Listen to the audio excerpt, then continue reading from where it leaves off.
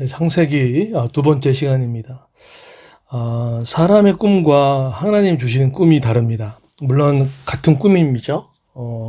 내가 하고 싶은 거, 내가 원하는 거, 이것도 하나님이 귀하게 여기십니다.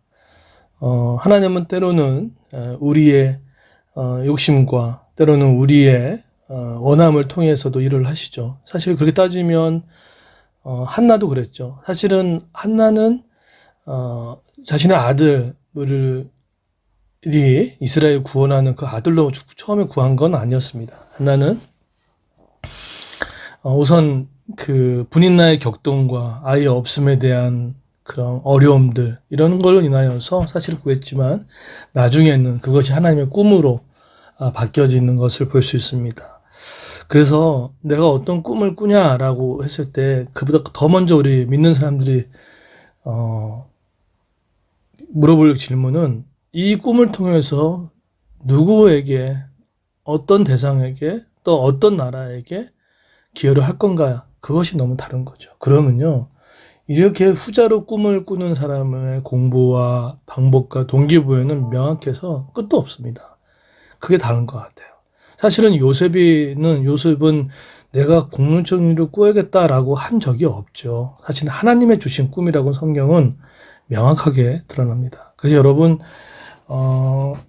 오늘 이 설교를 듣는 모든 이들이 그런 꿈을 놓고 기도했으면 좋겠어요. 하나님이 주신 꿈을 저에게도 허락해 주십시오. 또 우리 자녀들이 하나님이 부어주시는 꿈을 허락하게 해달라고 좀 그런 기도를 드리는 게 어떨까요?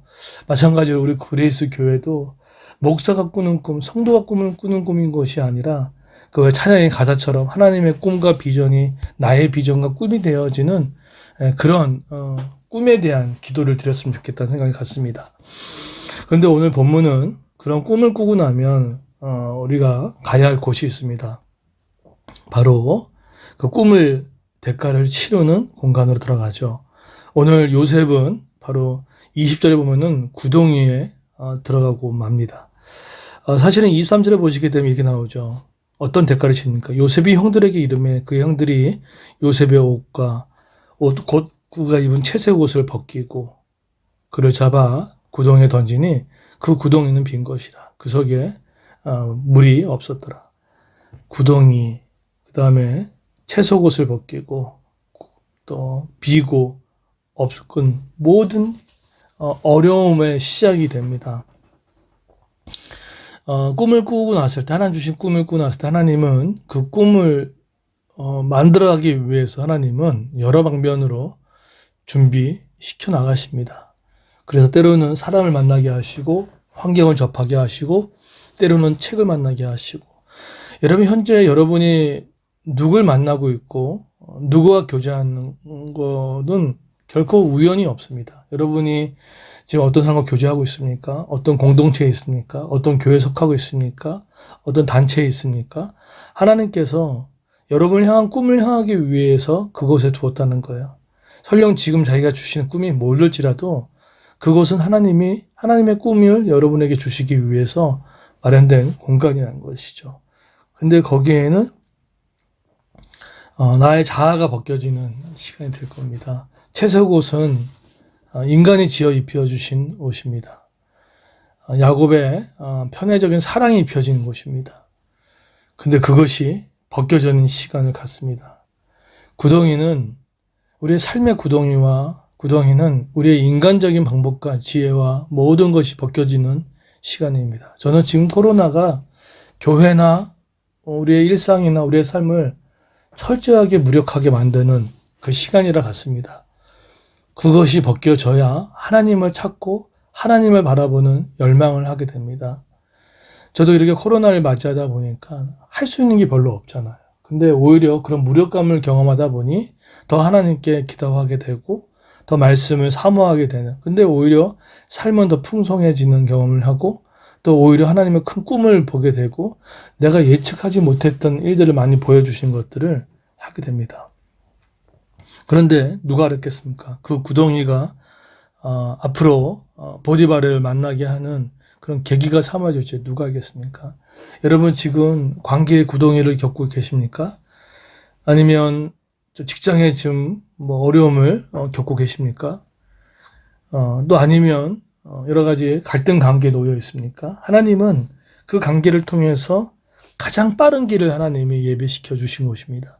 이렇게 받아들였으면 좋겠어요. 저는 한국교회가 지금 많은 수치와 능력과 무시를 당하고 있지만 하나님의 가장 부흥의 열망으로 부흥의 길로 저는 걸어가는 저는 장치라고 믿습니다. 우리 그레이스 교회도 우리 가정교회도. 그래서 믿는 성도는 구덩이를 기뻐할 줄 알아야 돼요. 하나님이 어느 쪽으로 영적인 KTX를 타고 어디로 갈지 기대감이 있어야 됩니다. 여러분 이렇게 빠져나오면 우리 한국 사회는 틀림없이 한국 교회는 공적인 영성에 대해서 반드시 생각을 하게 될 겁니다. 예. 제가 지금 쓰고 있는 논문도 공적 영성에 대한, 공적 신학에 대한 부분인데 그렇게 갈 거예요. 그래서 여러분 지금 이 구덩이에서 할 게 없잖아요. 그죠?